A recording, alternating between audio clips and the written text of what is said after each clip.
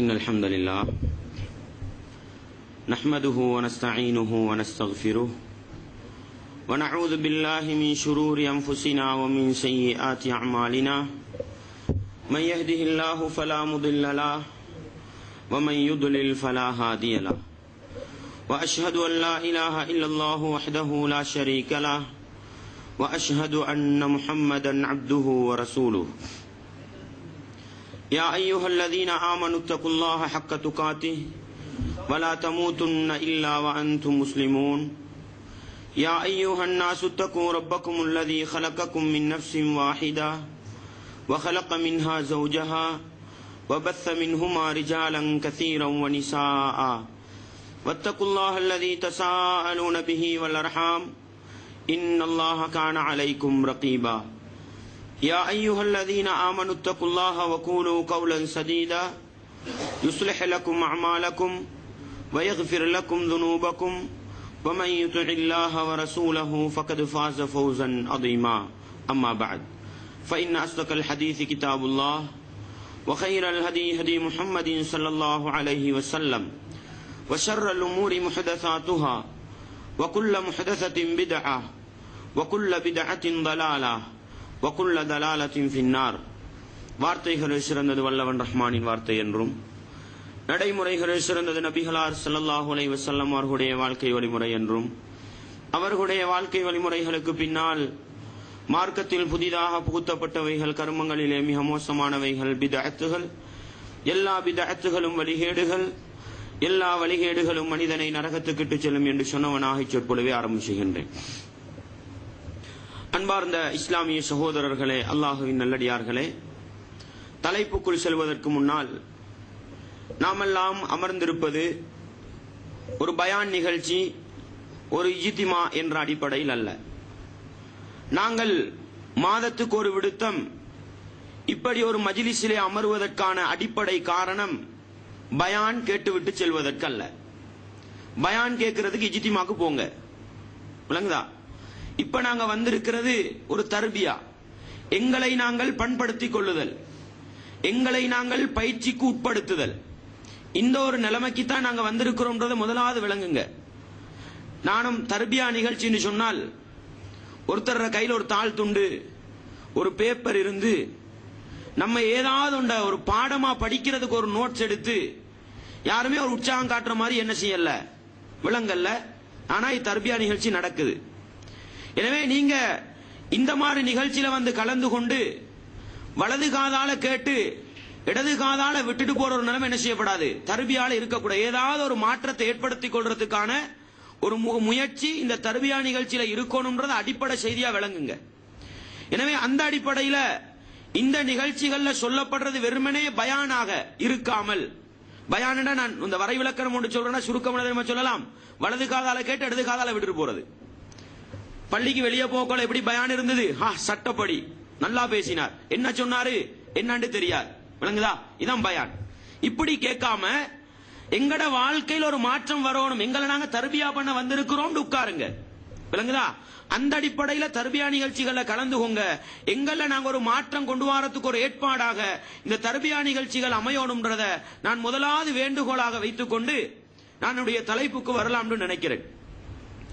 அன்பார்ந்த இஸ்லாமிய சகோதரர்களே, தாய்மார்களே, சகோதரிகளே, இஸ்லாத்தில் புகுந்திருக்கின்ற அனாச்சாரங்கள், இஸ்லாத்தில் புகுந்திருக்கின்ற மோசடிகள், இஸ்லாத்தில் புகுந்திருக்கின்ற சடங்குகள், சம்பிரதாயங்கள் என்ற அடிப்படையில் இன்றைக்கு இருக்கின்ற திருமணத்தில் இருக்கின்ற சடங்குகளையும் சம்பிரதாயங்களையும் உங்களுக்கு எடுத்துச் சொல்லலாம் என்று நினைக்கின்றேன்.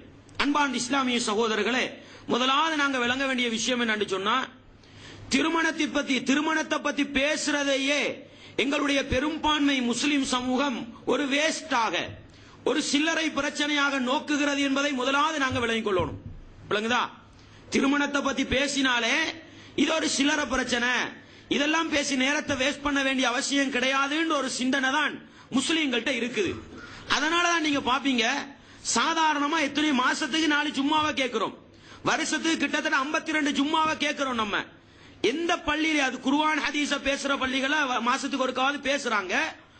இலங்கையில் இருக்கக்கூடிய எத்தனை பள்ளிகள்ல திருமணத்தை பத்தி பேசுறாங்க? இஸ்லாமிய திருமணத்தை பத்தி பேசுறாங்க பாருங்க, சீதனத்தை பத்தி பேசுறாங்க, மகரிட முக்கியத்துவத்தை பத்தி பார்க்கவே முடியாது. எந்த அளவுக்கு சொன்ன எங்களுடைய சமூகத்துல திருமணத்தை மிம்பர் மேடையில பேசுற ஒரு நிகழ்வா பார்க்கவே முடியாது.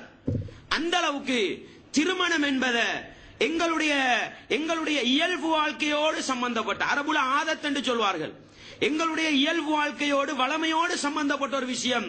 அது எங்களுக்கு நினைச்ச மாதிரி செஞ்சுக்கிட்டு போகலாம் என்று விளங்கிக்கிட்டு இருக்கிறாங்க. அதனாலதான் என்ன நடந்திருக்குது, நம்ம சீதனத்தை பத்தி பேசினா இவர்களுக்கு தேவையில்லாத வேலை, தாலி கட்டுறதை பத்தி பேசினா இவர்களுக்கு தேவையில்லாத வேலை. இப்படி திருமணத்தில் இருக்கிற எந்த சடங்க பேசுங்க, நீங்க பெண் வீட்டு சாப்பாடை பத்தி பேசுங்க, இவனுக்கு கேடு பிடிச்சிருக்குது, சும்மா கிடைக்கிற சாப்பாட்டுக்கு வேட்டு வைக்கிறான்னு சொல்லிட்டு போயிடுறாங்க. விளங்குதா உங்களுக்கு? காரணம் என்னன்னு சொன்னா, முதலாவது பிரச்சனை திருமணத்தை இயல்பு வாழ்க்கையோடு சம்பந்தப்படுத்தினார்கள், திருமணத்தை மார்க்கமா பார்க்கல. விளங்குதா உங்களுக்கு? எனவே நாங்க இந்த திருமணம் என்று வருகிற பொழுது முதலாவது விளங்க வேண்டிய விஷயம் என்னன்னு சொன்னா, தொழுக, நோன்பு, ஜக்காத்து, இன்ன பிற வணக்க வழிபாடுகளுள் ஒன்றாகத்தான் திருமணமும் இருக்கிறது என்பது முதலாவது விளங்கும்.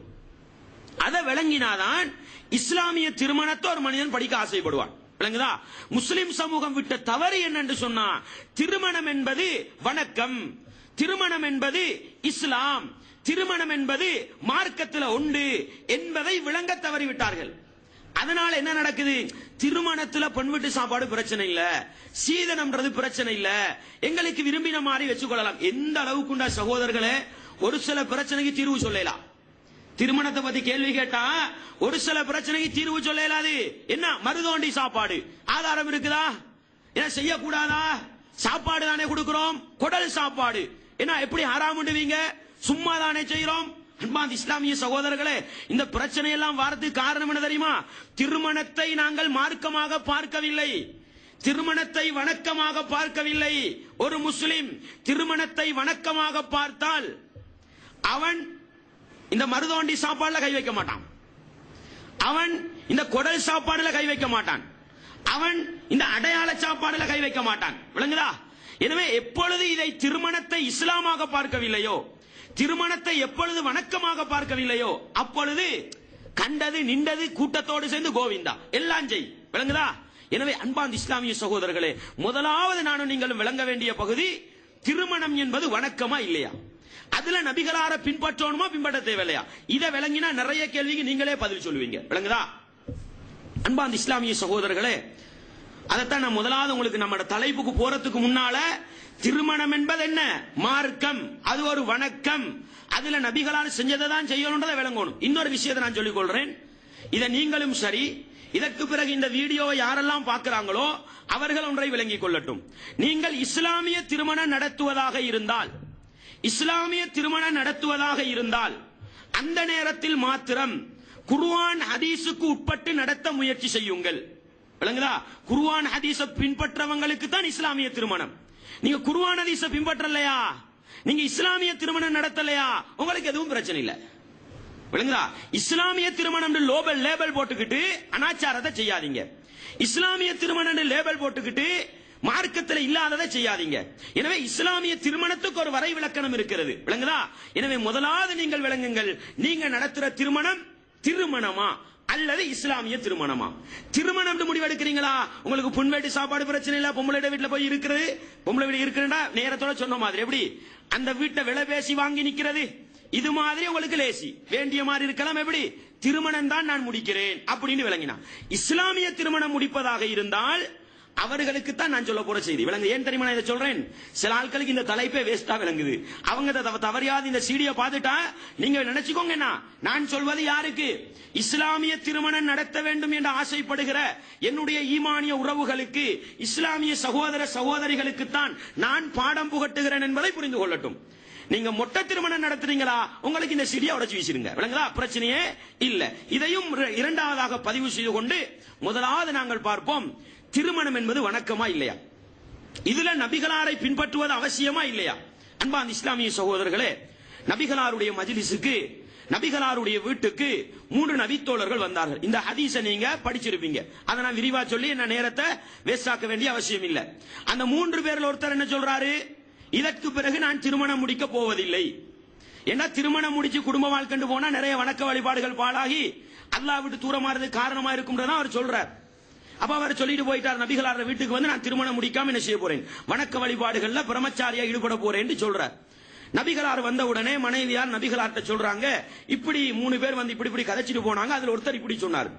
நபிகளார் ஸல்லல்லாஹு அலைஹி வஸல்லம் அவர்கள் அந்த 3 பேரையும் அழைத்து, நீங்க தான் இப்படி சொன்னீங்களோ அப்படின்னு சொல்லி போட்டு நபிகளார் அந்த 3க்கும் சொல்லி போட்டு சொல்றாங்க, நான் திருமணம் முடிச்சு குடும்ப வாழ்க்கை நடத்திக்கிட்டு இருக்கிறேன் அப்படின்னு சொல்லி போட்டு நபிகளார் சொல்றாங்க, மன் ரகிப அன் சுன்னதி ஃபலைஸ மின்னி, யார் என்னுடைய ஒரு சுன்னாவை என்னுடைய ஒரு வழிமுறையை வெறுக்கின்றாரோ மறுக்கின்றாரோ அவர் என்னை சார்ந்தவர் அல்லன்னு என்ன செஞ்சாங்க, ரசூலுல்லாஹ் சொன்னாங்க.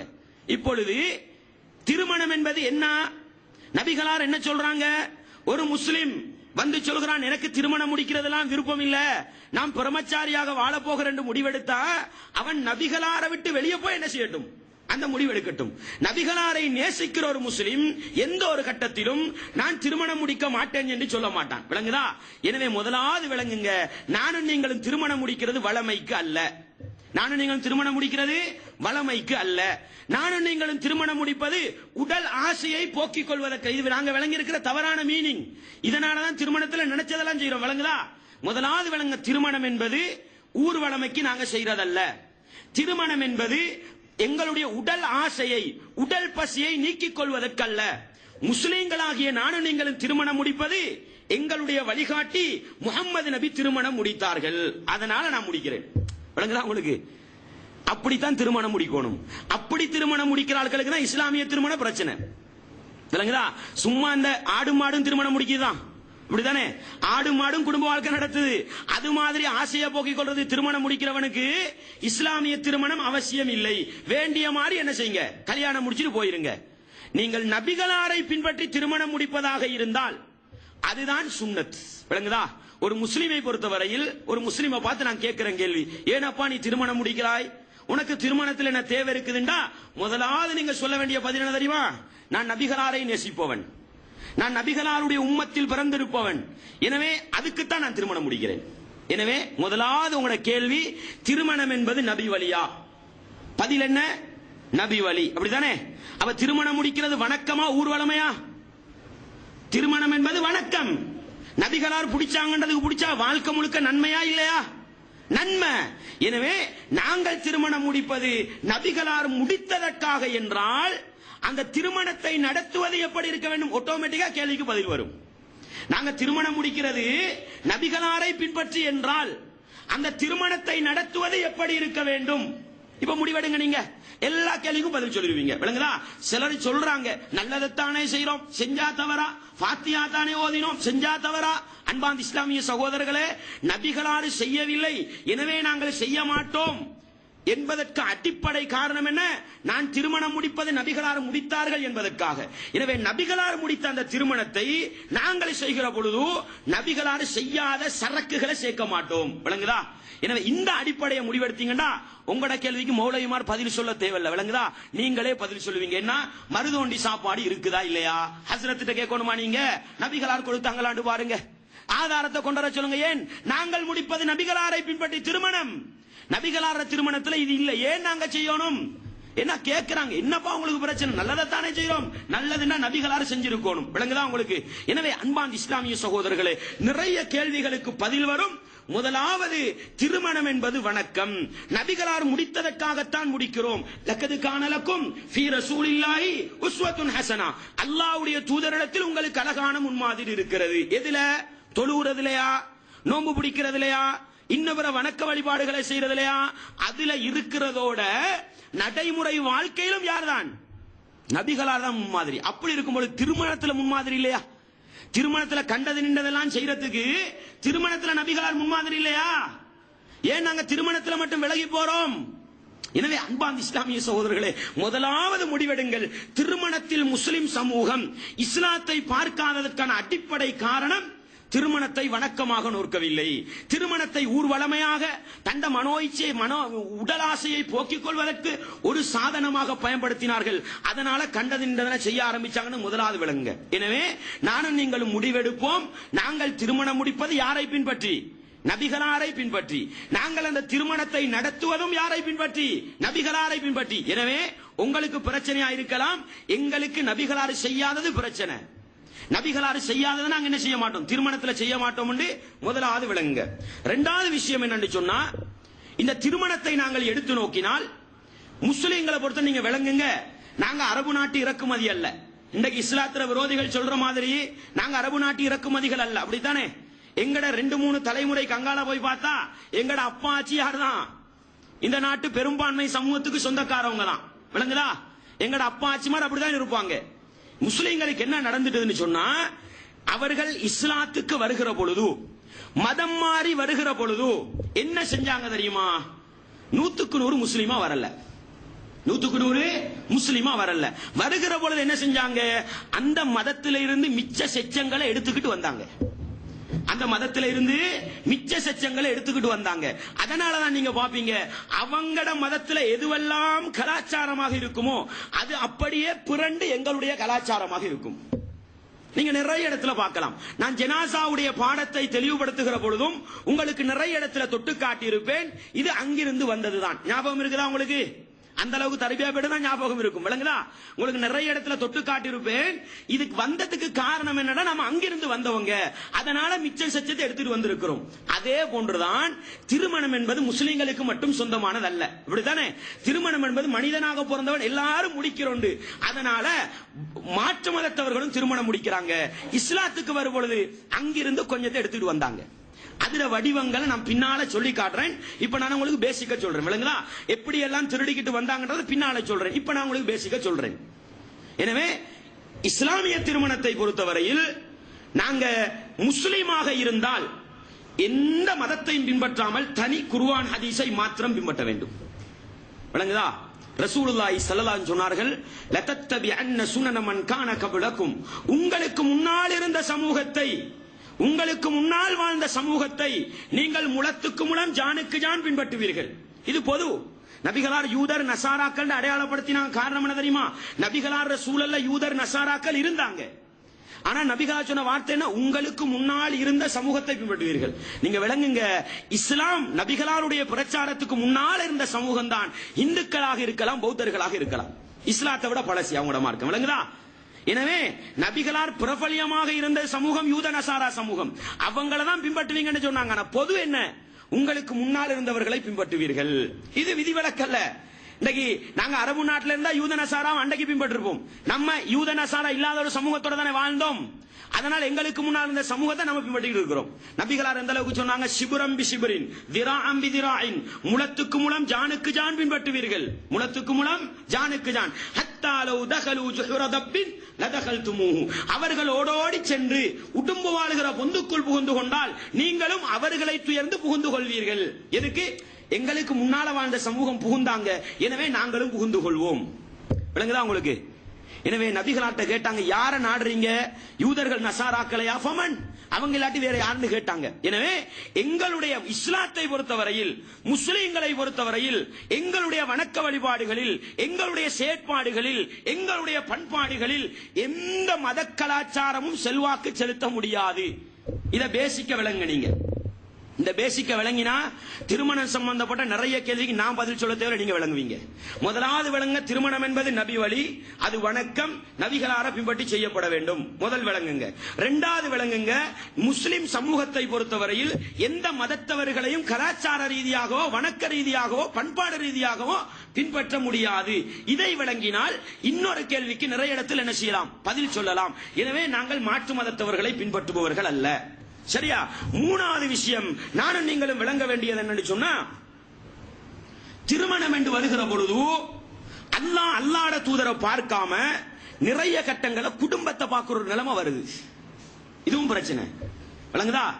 நிறைய திருமணத்துல நிறைய சடங்குகள் சம்பிரதாயங்கள் அரங்கேறுவதற்கு அடிப்படை காரணம் என்னன்னா, திருமணம் என்று வருகிற பொழுது உம்மா சொன்னதையும் கேட்கணும் தானே, வாப்பா சொன்னதையும் கேட்கணும் தானே, மாமா மச்சான் சொன்னதையும் கேட்கணும் தானே என்று குடும்ப உறவையும் அங்கத்தவர்களாக ஆக்கிக் கொள்கிறார்கள். வணங்குதா? இதுக்கு பேசிக் காரணம் இதை வணக்கமா பார்க்கல. அதனால உமா அப்பாலாம் சேர்த்துக்கிட்டு தான் முடிவெடுக்கணும் முடிவெடுக்கிறாங்க. வணங்குதா? முதலாவது விடுங்க நீங்க முடிவு.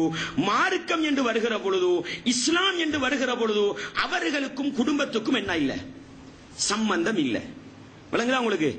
குடும்பம் நிறைய பேரை செய்யறதெல்லாம் செஞ்சு போட்டு உம்மா பாப்பாக்கு இதுதானே விருப்பம், குடும்பம் பெருசி அவங்க இப்படிதான் செய்ய சொல்றாங்க அதனால செஞ்சோம்னு லேசா தப்பிட்டு போறாங்க. மனுஷன் தப்பலாம் சகோதரர்களே. அல்லாட்ட தப்பேலுமா? குடும்பத்தை சொல்லி அல்லாட்ட தப்பேலுமா? முடியாது. விளங்குதா? எனவே நீங்கள் குடும்பத்தை பெருசுபடுத்தி செய்வதை திருமணத்தில் கொண்டு வந்து சேர்க்காதீர்கள். நீங்கள் எப்படி தொழுகையை அல்லாஹ்வுக்காக தொழுதீர்களோ, நபிகளார் காட்டிய மாதிரி தொழுதீர்களோ, நோன்பை எப்படி அல்லாஹ்வுக்காக பிடித்தீர்களோ, நபிகளார் காட்டிய மாதிரி பிடித்தீர்களோ, இந்த ரெண்டு அடிப்படை இருக்குதானே, இதே ரெண்டு அடிப்படையை திருமணத்தில் முடிப்பீங்க. எப்படி? நான் திருமணம் முடிப்பது அல்லாஹ்வுக்காக. யூனுஸ் மௌலை சொல்கிற போல அழகாக ஒரு வார்த்தையை சொன்னாரு. திருமணம் என்பது எதற்காக? ஆசையை போக்கிக் கொள்றதுக்கா? ஆசையை போக்கிக் கொள்றது திருமணம் இல்ல. உங்களுக்கு குர்ஆன் வசனம் ஓதி காட்டினார். எப்படி சொன்னாரு? அல்லாஹ் தான் உங்களிலிருந்து உங்களுக்கான ஜோடியை படைத்து வைத்திருப்பது சொன்னாரா இல்லையா? எதுக்காக? அதுல ஒரு காரணம் லிதஸ்குனு இலைஹா, அந்த பொஞ்சாதி கிட்ட போய் நீங்க என்ன செய்யணும்? அமைதி பெறணும்ன்றது ஒரு காரணம். இன்னொரு காரணம் அல்லாஹ் என்ன சொல்கிறான்? இன்ன ஃபீ ஸாலிக லஆயாத்தின் லிகௌமி யதஃபக்கரூன். திருமண ஒப்பந்தத்துல சிந்திக்கிற மனிதர்களுக்கு அத்தாட்சிகள் இருக்குது. யாரை புரிஞ்சு கொள்ள? படைத்தவன் அல்லாஹ்வை புரிந்து கொள்வதை அதை நான் விளங்கப்படுத்த வரல. நான் என்ன சொல்ல வரேன்னு சொன்னா, திருமணத்தினூடாக அல்லாஹ்வை புரிந்து கொள்கிற சமூகம் உருவாக வேண்டும். எப்படி தொழுகையினூடாக அல்லாஹ்வை புரிந்து கொண்டோமோ, வணக்க வழிபாடுகளினூடாக அல்லாஹ்வை புரிந்து கொண்டோமோ, அதே போன்று திருமணத்தினூடாகவும் யாரை புரியணும்? அல்லாஹ்வை புரியணும். எனவே நாங்கள் திருமணம் முடிப்பது அல்லாஹ்வுக்காக. இரண்டாவது என்ன? எப்படி தொழும் பொழுது நபிகளாரை பார்த்து தொழுதோமோ அதே போன்று நான் குடும்பத்தை பார்க்க மாட்டேன், ஊர் வளமையை பார்க்க மாட்டேன், சமூகத்தை பார்க்க மாட்டேன். திருமணத்தில் நான் பார்ப்பது யாரை? நபிகளாரை. இந்த ரெண்டு அடிப்படையை நீங்க திருமணத்தில் புடிங்க. அல்லாஹு அக்பர். நானும் நீங்களும் யாரும் சொல்லி வாழ தேவையில்ல. உண்மையான முஸ்லிமா வாழறதுக்கு எது காரணமா இருக்கும்?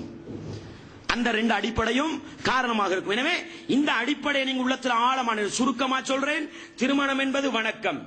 வணக்கம் என்றால் யாரை ஃபாலோ பண்ணி செய்ய வேண்டும்? நபிகளாரை பின்பற்றி செய்ய வேண்டும். இரண்டாவது, முஸ்லிம்களை பொறுத்தவரையில் மாற்று மதத்தை எந்த விதத்திலும் பின்பற்ற முடியாது. கலாச்சாரத்திலும் பண்பாடுகளிலும் வணக்க வழிபாடுகளிலும் எதிலும் பின்பற்ற முடியாது. எனவே திருமணத்தில் எதை செய்ய முடியாது? மாற்று மதத்தவர்களை பின்பற்ற முடியாது. மூன்றாவது அம்சம், திருமணம் என்று வருகிற பொழுது குடும்பத்தை பெருசுபடுத்தாதீங்க. குடும்பத்தை பெருசுபடுத்தாதீங்க. அதையும் என்ன செய்யுங்க? ஏனைய இடத்துல விடுற மாதிரி விட்டுட்டு அல்லாஹ்வுக்காக திருமணம் முடிக்கிறேன், நபிகளாரை பின்பற்றி திருமணம் முடிக்கிறேன் எடுங்க. அப்ப எங்கட திருமணத்தை முறைப்படி செய்யறதுக்கு என்ன செய்யும்? அது காரணமாக இருக்கும் என்ற இந்த அடிப்படைகளை புரிந்து கொண்டு எங்களுடைய இஸ்லாமிய திருமணம், நான் சொல்ற திருப்பி சொல்றேன், நான் சொல்வது யாருக்கு அறிவுரை? யாரெல்லாம் இஸ்லாமிய திருமணம் நடத்த வேண்டும் என்று விரும்புகிறார்களோ அவர்களுக்கு நான் சொல்வது அறிவுரை. நீங்க இஸ்லாமிய திருமணம் செய்ய விரும்பலையா? உங்களோட ஊர்வலமேக்கா திருமணம் முடிக்கிறீங்க? உங்களோட ஆசையை போக்கவா திருமணம் முடிக்கிறீங்க? நீங்க ஆடு மாடு மாதிரி திருமணம் முடிச்சுப்போ நம்ம கேட்க மாட்டோம். விளங்குதா?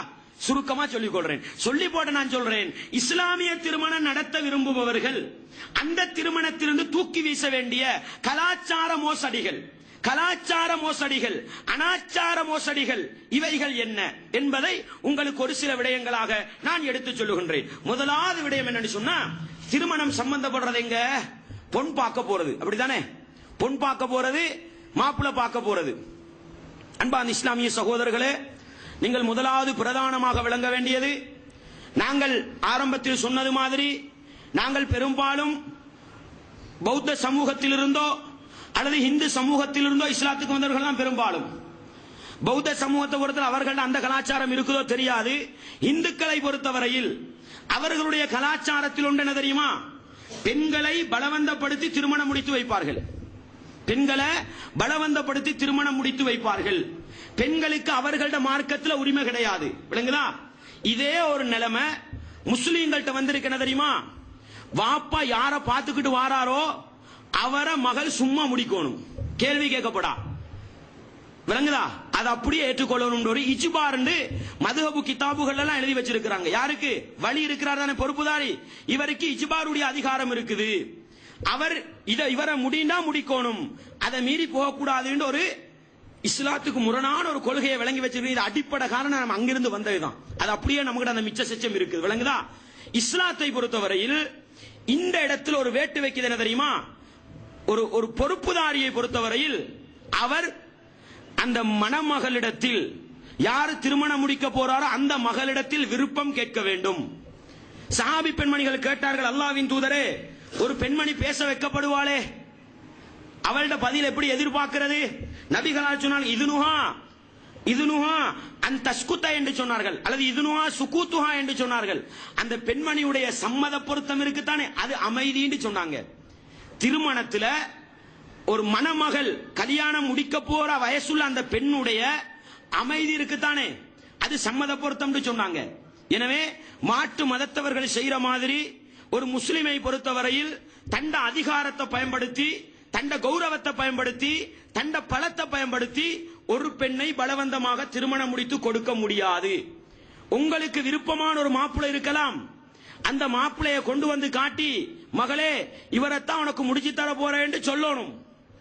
அந்த பொம்பளை மௌனமாக இருந்தால் மௌனம்தான் சம்மதத்தின் அடையாளம். எதுல மட்டும்?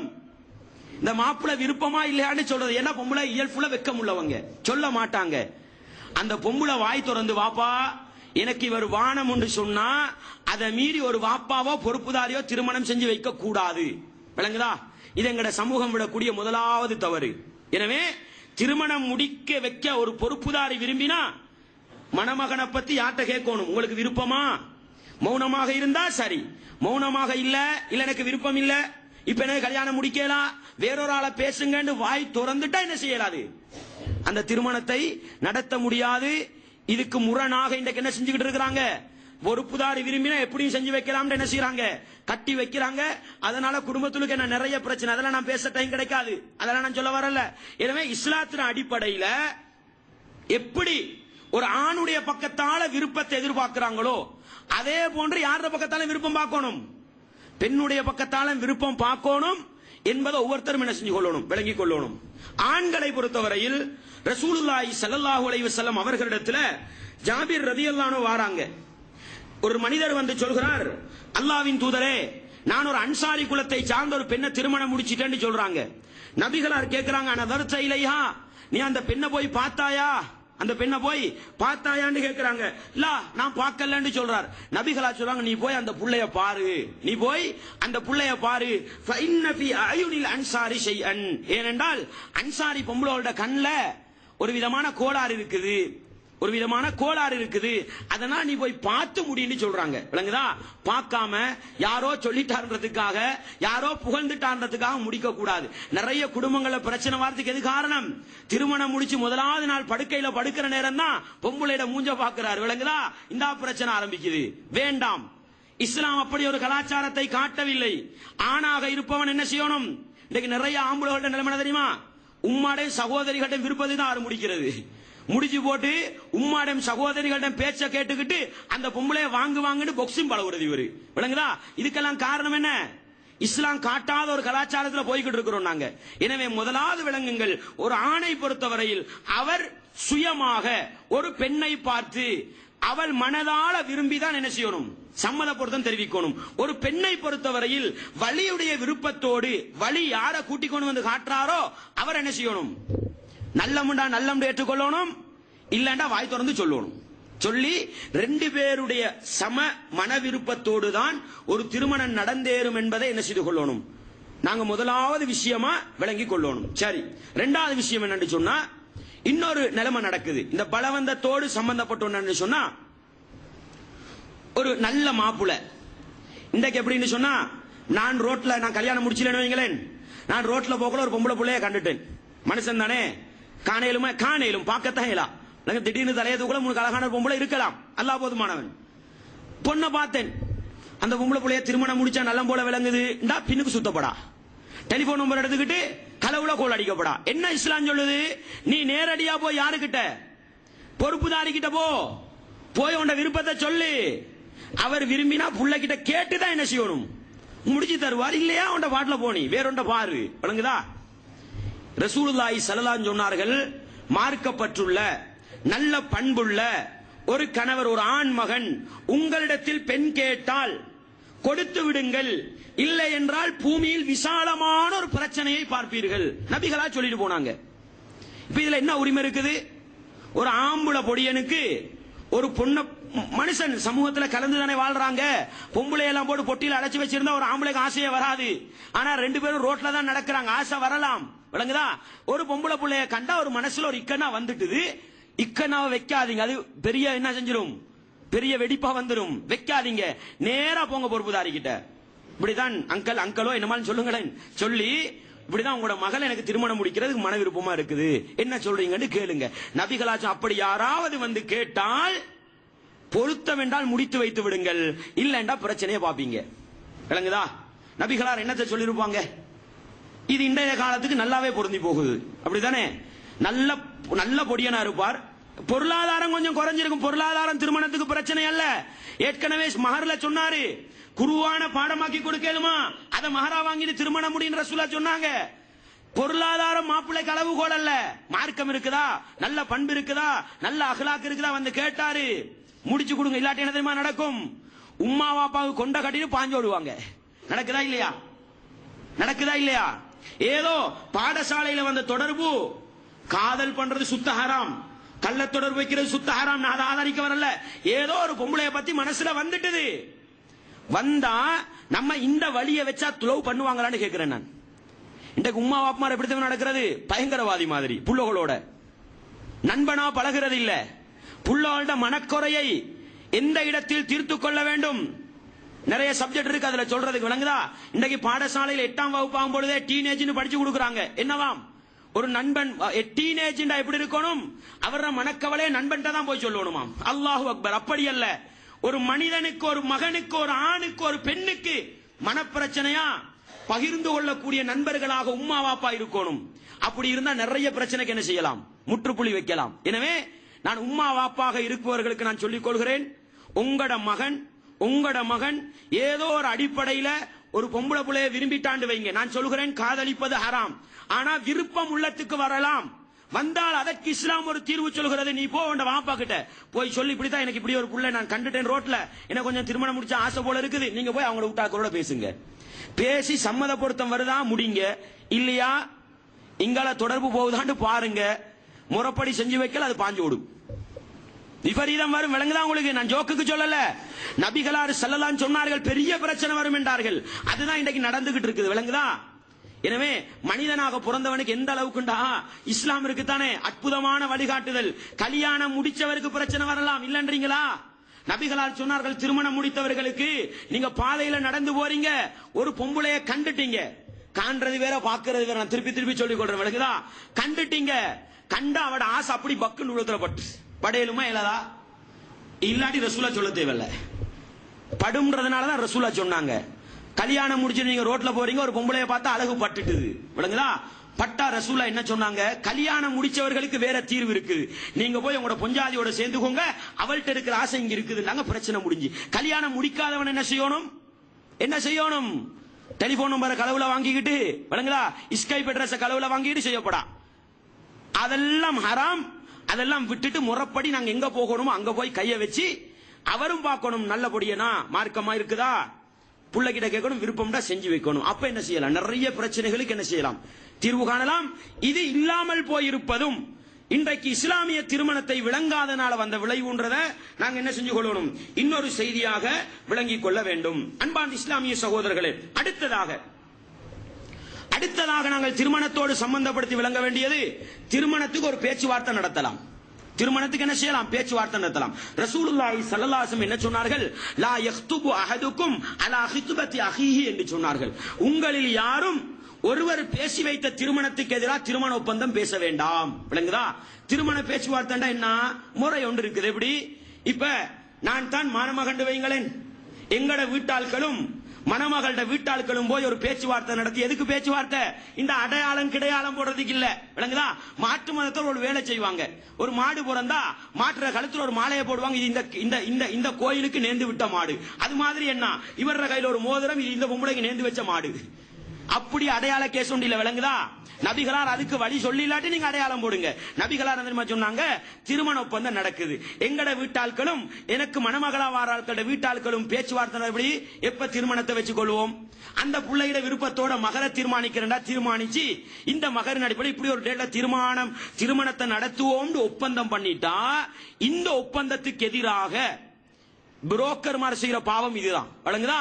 திருமணம் பேசக்கூடாது, பேசி முடிஞ்சு விளங்குதா, அடுத்த மாசம் 10ஆம் தேதி கல்யாணமாம், புரோக்கர் வருவார், அவனோட நல்ல பொண்ணுண்டிக்கு அப்படின்றது ஏழுமா ஹராம்.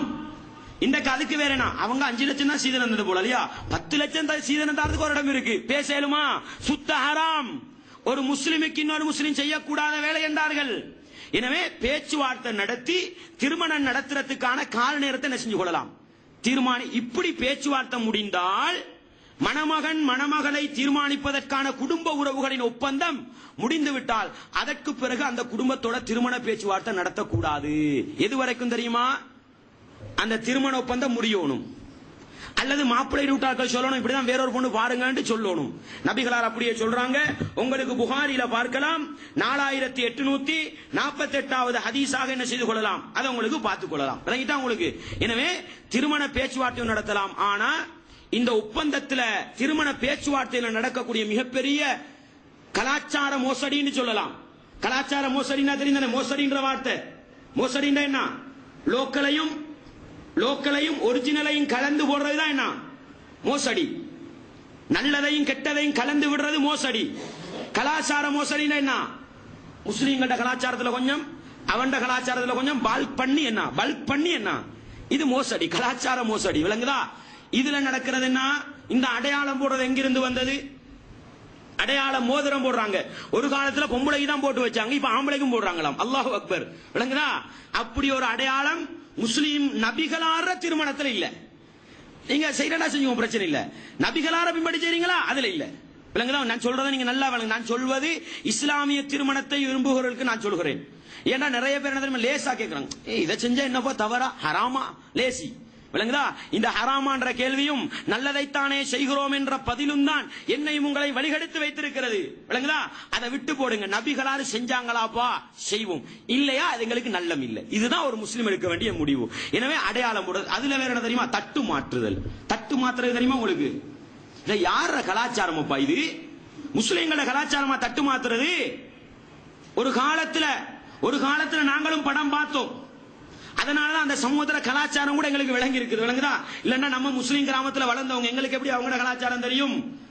அந்த முந்தி பார்த்த அட்டகாசம் ஒரு வகையில் அட்டகாசம். விளங்குதா?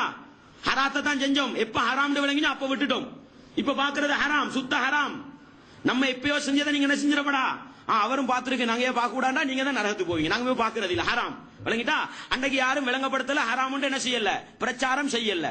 அந்த படத்தை நீங்க பார்த்திருப்பீங்கன்னா தட்டு மாத்துறது அது ஒரு சடங்காக ஒரு கலாச்சாரமாக செஞ்சுக்கிட்டு இருக்கிறாங்க அந்த சமூகம்.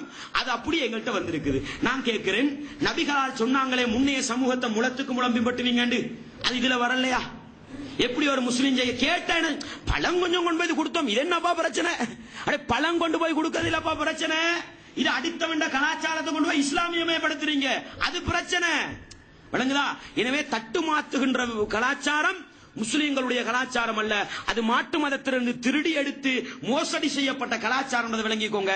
அல்லாஹ்வை பயந்து இஸ்லாமிய திருமணம் நடத்துற யாரும் இந்த அடிப்படையில் என்ன செய்ய வேண்டாம், கை வைக்க வேண்டாம் என்றதை அல்லாஹ்வுக்காக என்ன செய்கிறேன், தாழ்மையாக வேண்டிக் கொள்கிறேன். அன்பார்ந்த இஸ்லாமிய சகோதரர்களே, அடுத்ததாக இன்றைக்கு புதுசா சாப்பாடெல்லாம் போடுறாங்க, அடையாள சாப்பாடு. நான் அதான் சொன்னேன் ஆரம்பத்தில், ஒரு சில கேள்விக்கு பதில் சொல்ல. விளங்குதா? ஏன்னா அடையாள சாப்பாடு திண்டா ஹராமான்னு கேட்கிறாங்க. விளங்குதா? அல்லாஹ் அல்லாதவர்களுக்கு படையல் செய்யப்பட்டதுதான் ஹராம், இது ஹராம் அல்ல. விளங்குதா?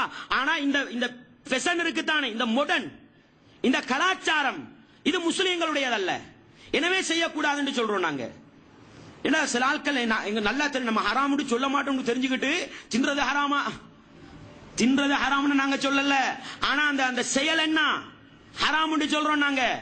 அந்த நடக்கிற முறை, அந்த மாடர்ன், அந்த கலாச்சாரம் மோசடி என்று சொல்கிறோம், அதை செய்யாதீங்கன்றோம். எனவே நபிகளார் ஸல்லல்லாஹு அலைஹி வஸல்லம் பேச்சுவார்த்தைக்கு அனுமதி கொடுத்தாங்க, அதை என்ன செய்யல, இப்படி ஒரு முறையாக்கி என்ன செய்யல, யூனிஃபார்மா காட்டி கொடுக்கல. எனவே பேச்சுவார்த்தையை நீங்க எந்த இடத்துல வச்சு கொள்ளலாம். பேச்சுவார்த்தை நீங்க நினைக்கப்படா ஹோட்டல் புக் பண்ணி, ஹோல் புக் பண்ணி, கான்ஃபரன்ஸ் நடத்துற மாதிரி அப்படி நடத்த போகப்படா, விளங்குதா? ரோட்லையும் ஒப்பந்தம் செய்யலாம், ரோட்லையும் என்ன செய்யலாம், பேச்சுவார்த்தையை முடிக்கலாம், விளங்குதா? எனவே இது சிம்பிள் மேட்டர். இதை கொண்டு போய் கஷ்டவாளியாக்கி கஷ்டமாக்கி கஷ்டவாளிகளை வட்டி எடுத்து செலவழிச்சு செய்யணும் என்ன செய்யப்படாது, கொண்டு போய் விடக்கூடாதுன்றதை விளங்கிக்கோங்க. எனவே இந்த ஒரு அடிப்படையில திருமண ஒப்பந்தம் என்ன செய்யலாம், செய்து கொள்ளலாம். அது திருமண ஒப்பந்தம் அக்குத சொல்லல, நான் பேச்சுவார்த்தையை சொல்றேன், ஹித்துபத்தை சொல்றேன். நான் அதை செஞ்சு கொள்றதுக்கு ஆதாரம் இருக்குதுன்றதை நாங்க என்ன செஞ்சு கொள்ளணும், விளங்கி கொள்ளணும். அடுத்த கட்டம் பேச்சுவார்த்தை முடிஞ்சா அடுத்தது என்ன, திருமணத்துக்கு நாங்க நேரடியா போவோம். இன்னைக்கு நல்லா விளங்குங்க, திருமணம் என்று சொல்கிற பொழுது கல்யாணம் ஒன்று சொல்லுவாங்க, வலிமா திருமணம் ஒன்று சொல்லுவாங்க. படிச்சிருக்கிறீங்களா? கல்யாணம் ஒன்று சொல்லுவாங்க, வலிமா திருமணம் ஒன்று சொல்லுவாங்க. இது என்னடா இது கல்யாணம், இது என்ன இது வலிமா திருமணம் அப்படின்னு பார்த்தா, நம்ம எங்கிருந்து வந்தவங்க, அரபு நாட்டு இறக்குமதியில தானே, நம்ம அங்கிருந்து வந்தவங்க தானே, அவங்கள்ட்ட இருக்கிறது அப்படியே சுரண்டிக்கிட்டு வந்திருக்குது. இந்த பொன் வீட்டு சாப்பாடு கூடாதுன்னு சொல்லும் பொழுது நிறைய பேருக்கு குடும்பத்துக்கு சாப்பாடு கூடாது, அதெல்லாம் பேசிக் எப்படி வந்துச்சுன்னு பாருங்க. இது கல்யாணத்திலிருந்து வந்தது. கல்யாணம்டா நம்ம 2004 கால பகுதியில் ஓ லெவல்ல 8ஆம் வகுப்பு படிச்சோம். நம்ம படிக்கிற நேரம் அதுல சமூக கல்வி பாடத்துல மாற்று மதத்தவர்களோட திருமணத்தை 3 வகையா பிரிச்சிருக்கிறாங்க. அதுல ஒரு வகை என்ன, கல்யாணம் நடத்துறது. எப்படி கல்யாணம்டா உங்களுக்கு ஒரு பெசன் தெரியும், ஒரு மாடல் ஒன்று இருக்குது, அதுக்கு ஒரு மாடல் ஒன்று இருக்குது, விளங்குதா? என்னண்டா மாப்பிள்ளை இருக்கிறார் தானே, அவர் பொம்பளையாகி பொம்பளை வீட்டுக்கு போற, அங்க பொம்பளை வீட்டாக்கள் ஆம்பளையாகி சாப்பாடு போட்டு வரவேற்கிற, இதான் சுருக்கம். இதுதான் கல்யாணம்ன்றது. எந்த அளவுக்குன்னு சொன்னா, மாப்பிள்ளை பொம்பளை வீட்டுக்கு வந்தா 7 நாளைக்கு வெளியே போகப்படா, அவருக்கு தொழுகையும் இல்ல, சில நேரம் ஜும்மாவும் இல்ல.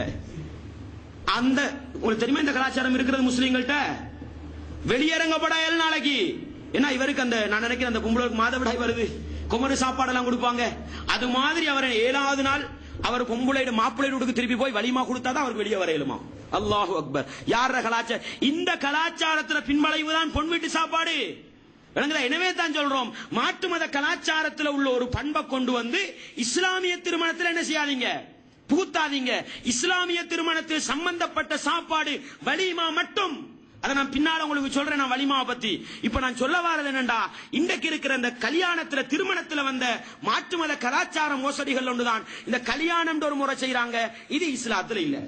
அதுல நீங்க போய் பாத்தீங்கன்னா என்னமோ சடங்கு சம்பிரதாயம் எல்லாம் இருக்குது, விளங்குதா? அதுல ஒரு சிலதை நான் சொல்றேன் பாருங்க. முதலாவது என்னன்னு சொன்னா, திருமணம் எப்படி நடக்கணும் அதை நான் சுருக்கமா சொன்னா உங்களுக்கு என்ன செய்யும், அடுத்த பக்கம் விளங்கும். திருமணம் எப்படி நடக்கும்ன்றதை நான் சுருக்கமா சொல்றேன் பாருங்க. மணமகனை பொறுத்த வகையில அவருக்கு பொறுப்புதாரி அவசியம் இல்ல, விளங்குதா? வழி வழின்னு சொல்லி நமக்கு வழி தான் தெரியும், விளங்கு. வழின்னா அர்த்தம் பொறுப்புதாரி. நீங்க பாடசாலையில கொண்டு போய் ஒரு மாணவ விட்டா என்ன கேட்பாங்க, பொறுப்புதாரி கேட்பாங்க தானே. பெற்றோர் பாதுகாவலர் பொறுப்புதாரி கேட்பாங்க. பெற்றோரா இருந்தா பெற்றோர் சைன் வைப்பாங்க, இல்லாட்டி பாதுகாவலர் பொறுப்புதாரி. அது மாதிரி ஒரு ஒரு வாழ்க்கையில அந்த புள்ளகளுக்கு யார் பொறுப்புதாரியா இருக்கிறாரோ அவர் தான் யாரு, வழி. அவர் வாப்பா சாச்சா அப்படியெல்லாம் ரசூலுல்லாஹ் சொல்லல, விளங்குதா? வாப்பா நெருக்கமானவர், வாப்பா இல்லாட்டி யாரு? ஒரு ரசூலுல்லாஹ் காலத்துல அம்மு சாச்சா மாதிரி தான் பார்த்தாங்க, ரசூலுல்லாஹ் கூட சாச்சா மாதிரி தான் பார்த்தாங்க. இன்றைக்கு அந்த நடைமுறை இல்ல. இன்றைக்கு அது அப்படியே திரும்பி உம்மட தம்பி மாதிரி தான் என்ன செய்யறாங்க பெரும்பாலும். அவ யாரு பொறுப்புதாரியா வருவா? என்ன தெரியுமா நடக்குது? குடும்பங்கள்ல நடக்கிற மிக மோசமான ஒரு வேலை, வாப்பா என்ன செஞ்சுவார், தலாக்கு சொல்லி உன்ட பிள்ளையுமான நீயுமான விட்டுட்டு போயிருவாரு, விளங்குதா? இந்த மாமாமாரு கஷ்டப்பட்டு வளர்த்து வளர்த்து வளர்த்து கல்யாணம் முடிச்சு கொடுக்கிற வயசு வந்தா யார தேடி போறாங்களா, வழி தேடும் படலம். அல்லாஹ் அக்பர். எங்க வாப்பா எங்கேயோ இன்னொரு பொம்பளையோட வாழ்றாராம், அவரை தேடிக்கொண்டு வரணுமா. எந்த அளவுக்குண்டா சகோதரர்களே, சில குடும்பங்கள்ல நடக்குது. வாப்பா வரையலான்றுவார், நான் தலாக்கு சொல்லி விட்டுட்டு வந்த பொம்பளையை நான் பார்க்க வரையலான்றுவாரு, அடிச்சுட்டு வருவாங்க. என் பிள்ளைக்கு வாழ்க்கை கொடுக்கணும் வலிய விலங்கல்ல, அது வழியா போச்சு, விளங்குதா உங்களுக்கு? வலிண்டா யாரு? அந்த புள்ளையிட விஷயத்துல யார் உரிமை செலுத்துவா, அந்த புள்ளையிட விஷயத்துல யார் பொறுப்புணிப்பா, அவர் தான் வழி, விளங்குதா உங்களுக்கு? எனவே இந்த வழி யாருக்கு? ஆம்பளை பக்கத்துக்கு இல்ல, பொம்பளை பக்கத்துக்கு என்ன இருக்குது, வழி இருக்குது. இந்த பொறுப்புதாரியாக இருக்கக்கூடியவர் ஏண்ட மகளை உங்களுக்கு நான் திருமணம் முடிச்சு தரேன், பேரை சொல்லி 5 புள்ளோல் இருந்தா ஏண்ட மகள் வித்தியாசமா போயிருமே. ஏண்ட இந்த பாத்திமான்ற மகளை உங்களுக்கு நான் திருமணம் முடிச்சு தரேன். மகர் இருந்தா மகரை குறிப்பிட்டு சொல்லுவார், இல்லாட்டி திருமணத்துக்கு பிறகு மகர் என்ன செய்யலாம், திருமணம் பிறகும் அவங்க தீர்மானிச்சு கொள்ளலாம். மகர் தொகை குறிப்பிடப்பட்டிருந்தா இந்த மகருக்கு உங்களுக்கு நான் முடிச்சு தரேன்னு சொல்லுவாரு. அதான் அதை நான் ஏற்றுக்கொள்றேன். அதையே பெரட்டி மணமகனா இருக்கக்கூடியவர் அந்த பொறுப்புதாரி கிட்ட போய் உங்களோட மகளை எனக்கு திருமணம் முடிச்சு தாரீங்களா, அவரா நான் முடிச்சு தந்துட்டேன்ற, என்ன முடிஞ்சது, முடிச்சு தந்துட்டேன் அல்லது முடிச்சு தருகிறேன் சொல்லிட்டா என்ன முடிஞ்சு, திருமணம் செல்லுபடியாவிடும். விளங்குதா? இதுக்கு என்ன நடந்திருக்குதுன்னு கேட்டா இதுக்கு ஒரு சடங்கு இருக்குது. எப்படி? இதுக்கு அரபு தெரிஞ்ச யாரும் வரணும்.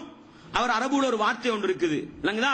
ஜௌவஜ்து லக பின்தி அலா சதாக்கில் மதுகூரி அப்படின்னு என்ன செய்வாங்க, ஒரு வார்த்தை முறையோட சொன்னா என்ன சொல்ல வாரன்னு சொன்னா, இந்த பாங்கு இருக்கு தானே, நீங்க பாங்குல ஸ்ரீலங்கா இல்ல சவுதியில எங்க போய் பாருங்க, பாங்கு யூனிஃபார்ம் ஒன்றாத்தான் இருக்கும். சலவாத்த தவிர சலவாத்த வித்தியாசம் சொல்லி, ஏன்னா அது யூனிஃபார்ம் இல்ல. விளங்குதா? அதனால கண்டவன் நின்றவன் கண்ட மாதிரி சொல்றது.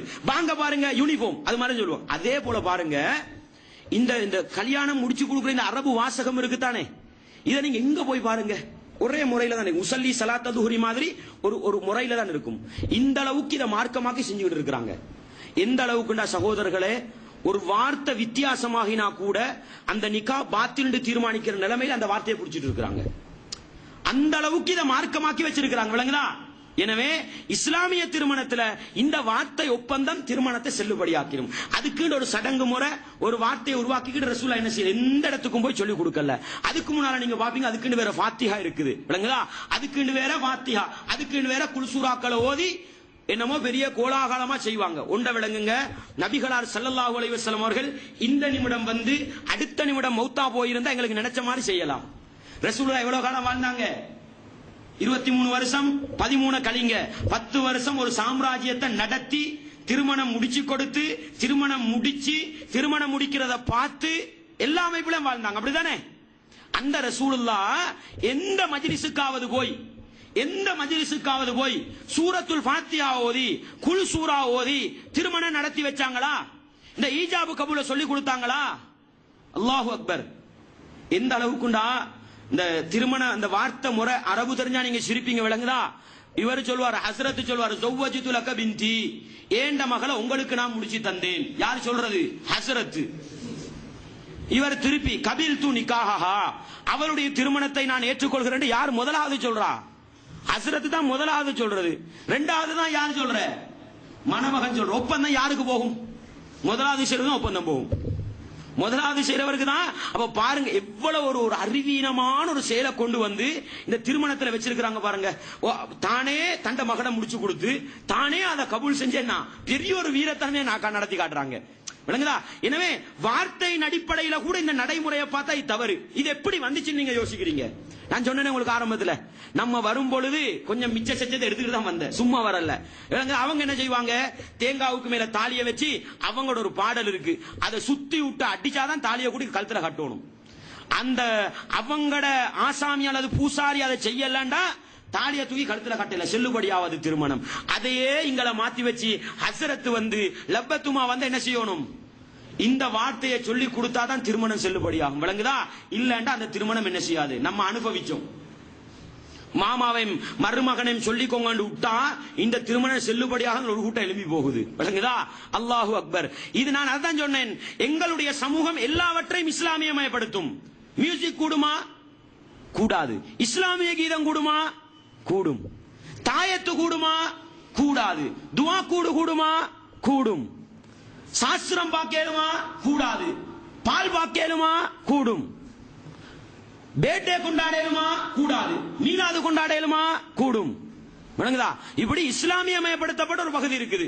விளங்குதா? அதே போலதான் அவங்கட மதத்தில் உள்ள வார்த்தையே சொல்லல, அவ்வளவுதான். அது அப்படியே கொப்பி அடிச்சு இங்க ஒரு நிகழ்வை வச்சிருக்காங்க. விளங்குதா? எனவே விளங்குங்க, இவங்க அரபுல சொன்னாலும் கூட இது அங்கிருந்து வந்த கொப்பி ரெண்டும் ஒன்றுதான், வார்த்தை வித்தியாசம். விளங்கிட்டா உங்களுக்கு? எனவே நீங்க விளங்க, இது அர்த்த ரீதியாக பார்த்தாலும் சொல்லிக் கொடுக்கிற முறை வில. இரண்டாவது, இத மார்க்க அடிப்படையில் ஒப்பிட்டு பார்த்தாலும் இது மாற்று மத கலாச்சார மோசடி என்று விளங்க. எனவே ரசூலுல்லாஹ் எந்த அளவுக்கு பாருங்க, அப்துர் ரஹ்மான் இப்னு அவுஃப் ரலியல்லாஹு வரலாறு சொன்னார். அப்துர் ரஹ்மான் இப்னு அவுஃப் ரலியல்லாஹு அன்ஹு மதீனாவுக்கு வந்து கொஞ்சம் செல்வம் வந்தோடனே திருமணம் முடிக்கிறாங்க. முடிச்சிட்டு சுஃப்ரத் என்ன ஒரு குங்கும கலர் உடுப்பு எடுத்துட்டு வராங்க. அப்படி வந்தா என்னப்பா வித்தியாசமா விளங்குது? ரசூலுல்லாஹ் கேக்குறாங்க, அல்லாஹ் வந்து திருமணம் முடிச்சிட்டேன். என்னடா எனக்கு தெரியாம திருமணமா? நான் ஃபாத்தியா ஓதாத மஜ்லிஸா? ஓட திருமண முசீபத்துனா ரசூலுல்லாஹ் சொன்னாங்க, பாரக்கல்லாஹ்னு சொன்னாங்களா? ரசூலுல்லாஹ்வுக்கு தெரியல திருமணம் முடிச்சது. அதனாலதான் ஆச்சரியமா கேட்டா, என்னப்பா திருமணம் முடிச்சிட்டியாண்டு? ரசூலுல்லாஹ் கேட்டது, இஸ்லாம் என்றால் மஹர் கொடுத்தியா? ஓ மஹர் கொடுத்தேன். அப்போ ஒரு வலிமா போடு. இதைத்தான் சொன்னாங்களே தவிர ஏண்டா எனக்கு தெரியாம திருமணம் முடிச்சான்னு யாரு கேட்கல. அடே எங்களை விட ஈமானில் உயர்ந்த கட்டம், சுவர்க்கத்திர வாசல முதலாவது தற்றவரு, நல்லடியார்ன்றதுல சந்தேகம் இல்ல. அந்த முகம்மது நபி எந்த திருமணத்துக்கும் போய் என்ன செய்யல, மாமா மருமகண்ட கை குடிச்சு சூரத்துல் ஃபாத்தியா ஓதவும் இல்ல, ஈஜாபு கபூல் சொல்லி கொடுக்கவும் இல்ல. அந்த இல்லாத ஒண்ட நம்மட திருமணத்துல நிபந்தனையாக்கி வச்சிருக்கிறோம். இது எங்கிருந்து வந்தது? நபிகளார கலாச்சாரமா? இல்ல. இது யார கலாச்சாரம்? மாட்டு மத கலாச்சாரம். ஜாபிர் ரலியல்லாஹு அன்ஹு நபிகளாரோடு யுத்தத்துக்கு, இது புகாரில் உங்களுக்கு பார்க்கலாமே, புகாரில் 6023 பார்க்கலாம். ஜாபிர் ரலியல்லாஹு அன்ஹு அவங்க திருமணம் முடிக்கிறாங்க, ஒரு யுத்தத்துக்கு போயிட்டு வராங்க.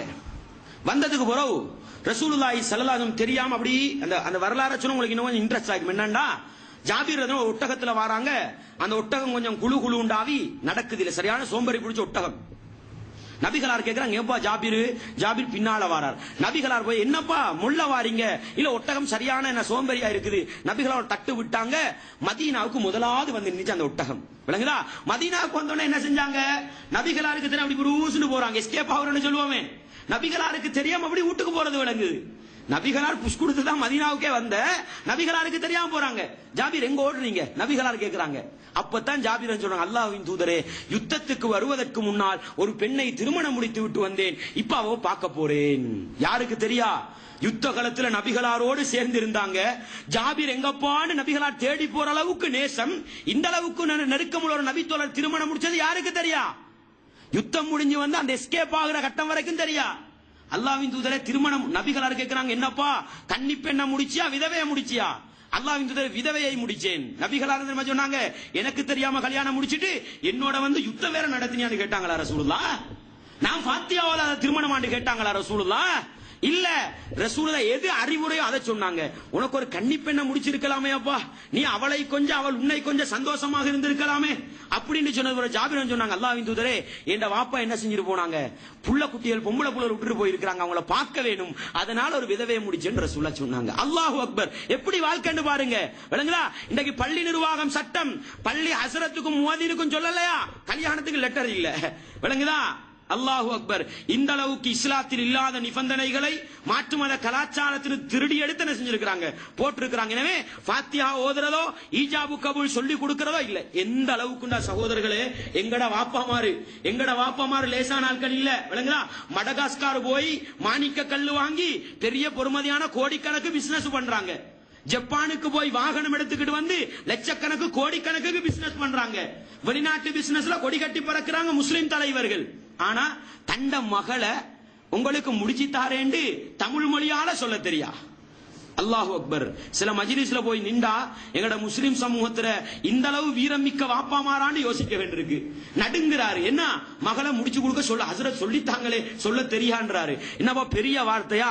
இந்த ஃபாத்திமா என்ற என்னுடைய மகளை உங்களுக்கு நான் திருமணம் முடித்து தருகிறேன், அதை நான் ஏற்றுக்கொள்கிறேன். இவ்வளவு சிம்பிளான ஒரு வேலையை எவ்வளவு பெருசா நடத்திருக்கிறாங்க. விளங்குதா? எனவே திருமணம் என்பது மிச்சம் சிம்பிள். இதுக்கு ஒரு சாட்சி தேவை. 2 சாட்சி வைக்கணும். ஏன் சாட்சி வேற என்ன தெரியுமா? திருமண ஒப்பந்தம் ஒரு இடத்துல நடக்கும். எங்கட சமூகத்துல நிலைப்பாட்டை சொல்றேன் நான். திருமணம் ஒரு இடத்துல நடக்கும், திருமணம் எல்லாம் நடந்து முடிஞ்சிடும். அதுக்கு பிறகு சாட்சி சைன் வைக்கிறது. ரெஜிஸ்டர் கேட்பாரு, எங்கப்பா சாட்சி? அந்த மாமா குசுனில் இருப்பார், வர சொல்லுங்க. குசுனிக்கு தேடி போறது யார? சாட்சிய. அடே சாட்சி எதுக்கப்பா வைக்கிறது? திருமண ஒப்பந்தம் நடந்தது, இவ்வளவு மகர் கொடுத்தாங்க சொன்னதை அவர் பார்க்கணும், அவர் கேட்கணும். பிறகு திருமண குடும்ப விவாதத்தில் பிரச்சனை வந்தா வந்து சாட்சி சொல்லணும். திருமணத்தை பார்க்காத குசுனியில் உள்ளவர் வந்து சைன் வச்சுட்டு போறது எதுக்குன்னு கேட்கிறேன் நான். விளங்குதா? அவர் வந்து பிரச்சனை வரக்குள்ள வந்து சொல்வார், நான் இருக்கவே இல்லையா மஜ்லிஸ்ல, சைன் வைக்க கூப்பிடாங்க வச்சுட்டு போனேன்டுவாரு. விளங்குதா? சாட்சி வந்து பார்க்கணும். விளங்குதா? அதை அவர் சொல்ற மொழியை கேட்கணும். விளங்குதா? அதை எல்லாம் பார்த்து தான் சைன் வைக்கணும். எனவே சாட்சி இருக்கணும். அது பிரச்சனைகள் வந்தா முடிவு கட்டத்துக்கு அந்த சாட்சி. இன்றைக்கு என்ன, அதுல வேற போட்டோ வீடியோ. என்னத்துக்கப்பா இது? நான் கேட்கிறேன், இதெல்லாம் இஸ்லாம் சொன்ன சாட்சியா? போட்டோ வீடியோ அனுமதி எதுக்கு தெரியுமா? எதுக்கு தெரியுமா? எதை வைத்தால் பயனடையுமோ அதுக்குத்தான் வீடியோ. சும்மா உள்ள ஆடம்பரத்தையும் ஆம்பளை பொம்பளை அடுத்தவனை காட்டுறதுக்கு வீடியோ அல்ல. விளங்குதா? எனவே நல்லா விளங்க, போட்டோ எடுக்கணும், எது தேவையோ அதைத்தான் எடுக்கணும். தேவையில்லாததெல்லாம் என்ன செய்யப்படா எடுக்கப்பட. ஏன்னா திருமணத்துல விசேஷம், அதுக்கு சாட்சி முறையோட இஸ்லாம் காட்டுது. அதுக்கு எவிடன்ஸ் போட்டோ தேவையில்ல, அதுக்கு வீடியோ தேவையில்ல, விளங்குதா?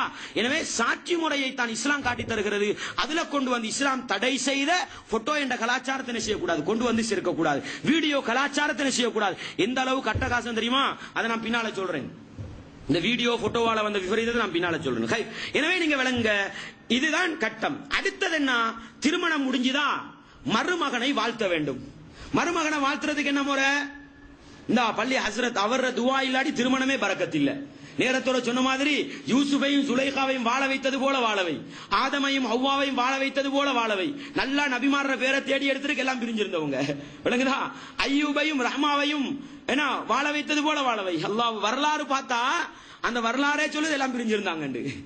அவ்வளவு ஆச்சரியமான அற்புதமான இதெல்லாம் கேட்டு பாடலோட படிச்சு என்ன செய்யறாங்க, துவா கேட்கிறாங்க. நான் கேட்கிறேன், நபிகளார் ஸல்லல்லாஹு அலைஹி வஸல்லம் அவர்கள் எந்த திருமண மஜ்லிஸுக்காவது சென்று நபிகளார் துவா கேட்க சஹாபாக்கள் ஆமீன் சொல்லிட்டு போனாங்களா?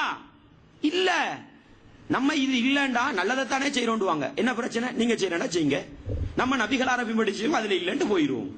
அவங்களோட சண்டை பிடிக்க தேவை நம்ம, விளங்குதா? நீங்க எதையும் செய்யறவங்க தானே செஞ்சுட்டு போங்க. நம்ம நபிகளாரை பின்பற்றவங்க அதுல இல்ல, நாங்க செய்ய மாட்டோம். எங்கட திருமணத்துல செய்ய மாட்டோம், நாங்க முடிச்சு வைக்கிற திருமணத்துல செய்ய மாட்டோம், நாங்க நடத்தி வைக்கிற திருமணத்துல செய்ய மாட்டோம், விளங்குதா? எனவே இது அடிப்படையாக இருக்க வேண்டும். ரசூலுல்லாஹ் என்ன சொன்னாங்க, திருமணம் முடிச்சிட்டியாப்பா பாரக்கல்லாஹு லக்க.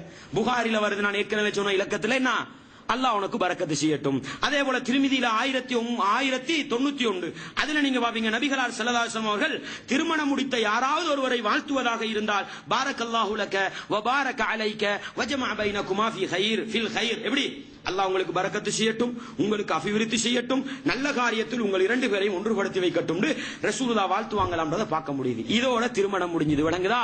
இந்த திருமணத்துக்கு தான் என்ன, இந்த திருமணத்துக்கு தான் அதுல வேற பள்ளியில வைக்காட்டி என்ன திருமணம் செல்லுபடி. நான் கேட்கிறேன், நபிகளார் ஸல்லல்லாஹு அலைஹி வஸல்லம் அவங்க திருமணத்தை பள்ளியில வைக்கிறது அடையாளப்படுத்தினாங்களா?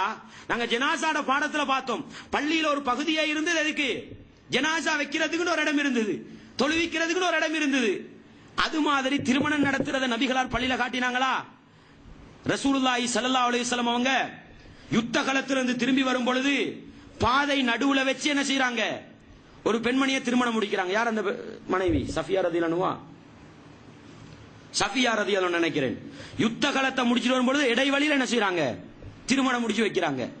மதீனா பள்ளியில அப்துர் ரஹ்மான் இப்னு அவுஃப் முடிச்சிருந்தா நபிகளாரை கேள்விப்பட்டிருக்குமா இல்லையா? ஜாபீர் ரலியல்லாஹு அன்ஹு மதீனா பள்ளியில முடிச்சிருந்தா நபிகளாரை கேள்விப்பட்டிருக்குமா இல்லையா?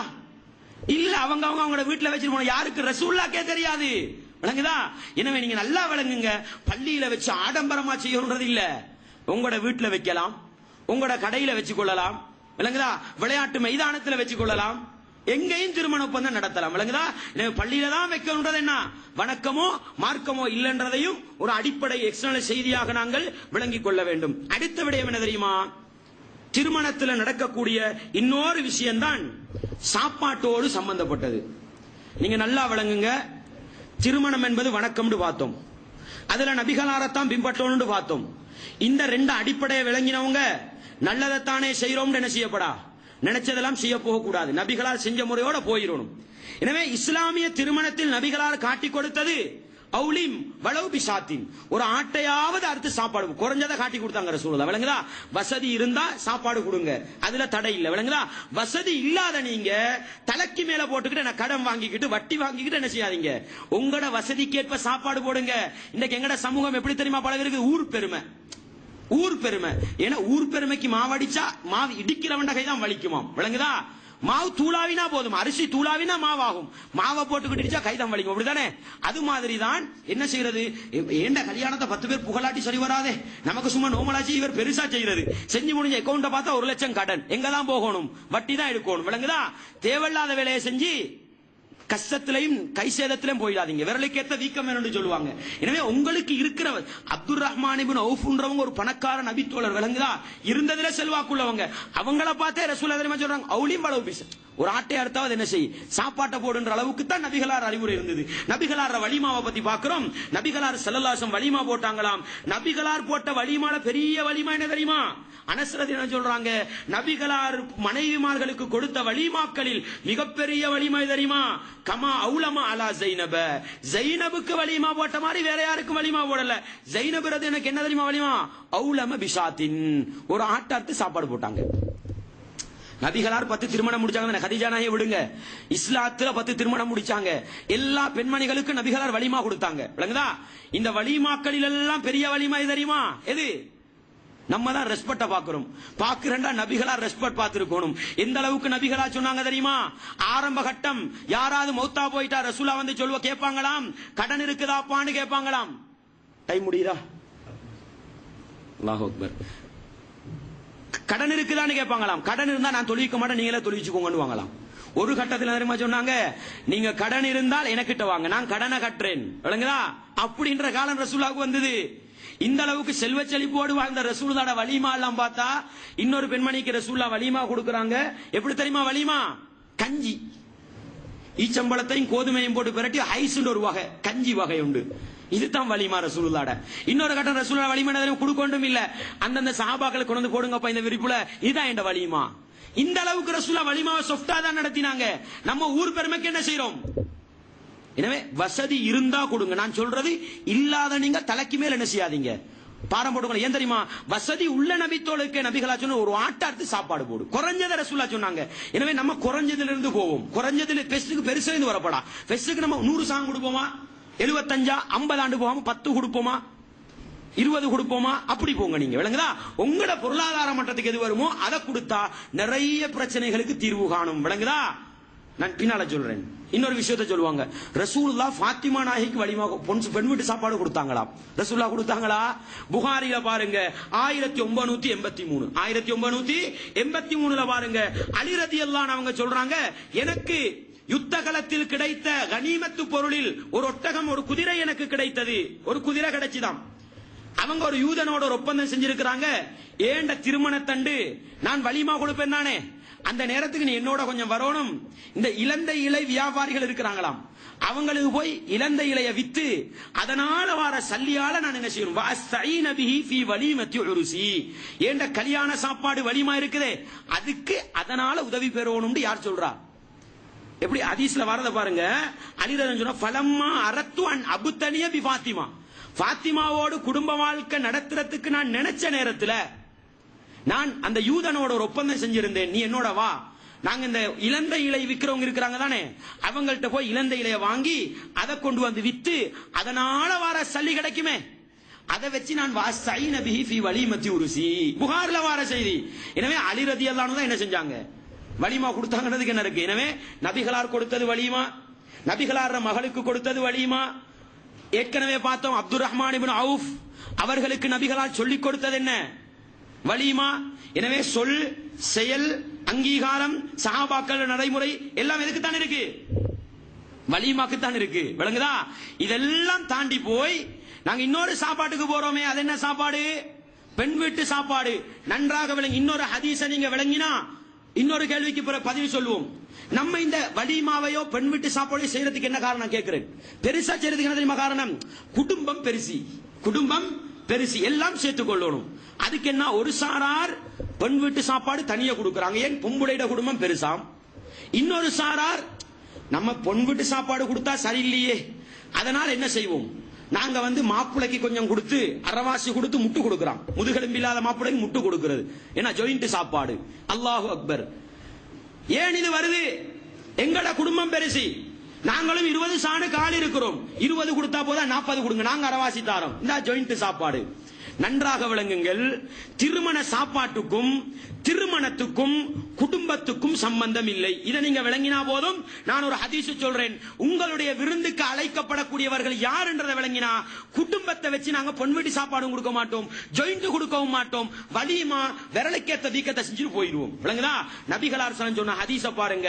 நபிகளார் ஸல்லல்லாஹு அலைஹி வஸல்லம் அவர்கள் சொன்னார்கள், நபிகளார் ஸல்லல்லாஹு அலைஹி வஸல்லம் அவர்கள் சொன்னார்கள், ஷர்ரு தஆமி தஆமுல் வலீமா, சாப்பாடுகளில் மிக மிக கெட்டது ஒரு வகையான வலிமா சாப்பாடு. என்ன வலிமா சாப்பாடு? யுதுஆலஹல் அக்னியாவு வயுத்ரகுல் ஃபுகராவு. ஏழைகள் விடப்படுவார்கள், பணக்காரர்கள் அழைக்கப்படுவார்கள். இதுதான் வலிமால மிக கெட்ட வலிமான்னு சொன்னாங்க. அல்லாஹு அக்பர். இந்த ஹதீஸ மட்டும் நீங்க வச்சுக்கோங்க. வலிமா கொடுக்கிறதுக்கு அடிப்படையா குடும்ப உறவுக்காக சாப்பாடு கொடுக்க மாட்டீங்க. நீங்க லிஸ்ட் போடணும். வலிமாக்கு யாரை வச்சு தெரியுமா? யாரை வச்சு? ஏழைகளை வச்சுதான் லிஸ்ட் போடணும். ஏழைகளை குடும்பத்தவங்க அம்முட்டா அவங்கள ஃபெஸ்ட் வைங்க. ஏழைகளை குடும்பத்தவங்க அம்முட்டா அவங்கள ஃபெஸ்ட் வைங்க. குடும்பத்தில் ஏழைகள் எல்லா குடும்பமும் என்ன ரோயல் ஃபேமிலி வச்சா நீங்க ஆரம்பிக்கணும். யாரு? கஷ்டவாளியில இருந்து ஆரம்பிங்க. உங்களுக்கு 50 சான் தான் போடலுமா? எத்தனை பேர் வரும்? 50 ஆறால பிரிக்கணும். ஒரு 300 பேரா? 300 பேர் வரும் வைங்களேன். இப்ப எப்படி வரணும்? 300 பேர் தானே. கடைசி கீழ இருந்து வாரீங்க. ஏழை ஏழை ஏழை ஏழைன்னு வந்து 300 பேரை போட்டு பார்த்தா குடும்பத்தில் ஒத்தரும் அம்புட்டி இல்ல, எல்லாம் ஊர்ல உள்ள ஏழை தான் அம்புட்டிக்கு. விளங்குதா? உங்களுக்கு 50 சான் தான் கொடுக்க வசதி இருக்குதா? அந்த ஏழைகளோடு நிறுத்துங்கள். அதுதான் பரக்கத்துக்குரிய வலிமா. நீங்க கொண்டு போய் 5 ஸ்டார் ஹோட்டல்ல வச்சா அந்த ஹோட்டலுக்கு உடுத்துட்டு வரதுக்கு உடுப்பு தேடி ஏழை நாட்டாம வேலை செய்யணும். விளங்குதா? வருவானா? ஆட்டோமேட்டிக்கா நீங்க 5 ஸ்டார் ஹோட்டல்ல வச்சா ஏழைகள் விரட்டப்படுவார்கள். இந்த திருமணம் கேடுகட்ட வலிமா, மிக கெட்ட வலிமாண்டாங்க ரசூலுல்லாஹ். இப்ப நான் கேட்கிறேன், நீங்க பெண் வீட்டு சாப்பாடு கொடுக்கிறதுக்கு என்ன காரணம்? குடும்பத்தை சேர்க்கணும்.